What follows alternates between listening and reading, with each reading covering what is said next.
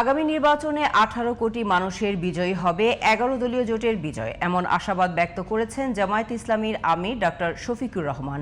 শনিবার কুমিল্লার নির্বাচনী জনসভায় জামায়াত একদলীয় শাসন ব্যবস্থা দেখতে চায় না বলেও জানান তিনি। সবাই যেন সম্মান নিয়ে বাঁচতে পারে এমন সমাজ ব্যবস্থা গড়ে তোলার প্রত্যয় ব্যক্ত করেছেন জামায়াত আমির। কুমিল্লা থেকে বহিউদ্দিন ভূঁইয়ার সহায়তায় বিস্তারিত জানাচ্ছেন কিরণ মোস্তফা।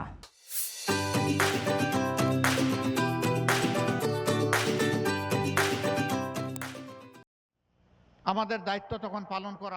শনিবার কুমিল্লার 14 গ্রামে নির্বাচনী জনসভায় যোগ দেন জামায়াতে ইসলামের আমির ডাক্তার শফিকুর রহমান। একদলীয় শাসন ব্যবস্থা দেখতে চায় না জামায়াত, এমন মন্তব্য করে তিনি বলেন, 11 দলীয় জোট সরকার গঠন করলে মানবিক বাংলাদেশ গড়ে তোলা হবে। চাঁদাবাজি সহ যত দুর্নীতি আছে আমরা এগুলার জড় কেটে দিতে চাই।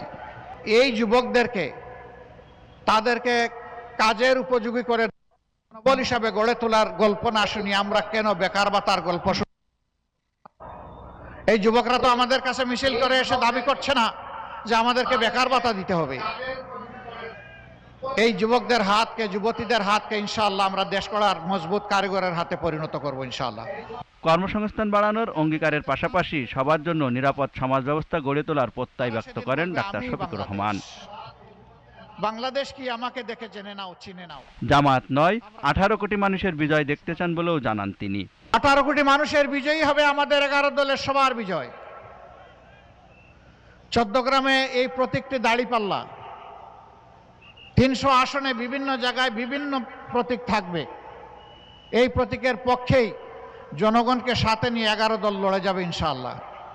সমাবেশে 11 দলীয় জোটের প্রার্থীদের হাতে নির্বাচনী প্রতীক তুলে দেন জামায়াত আমির।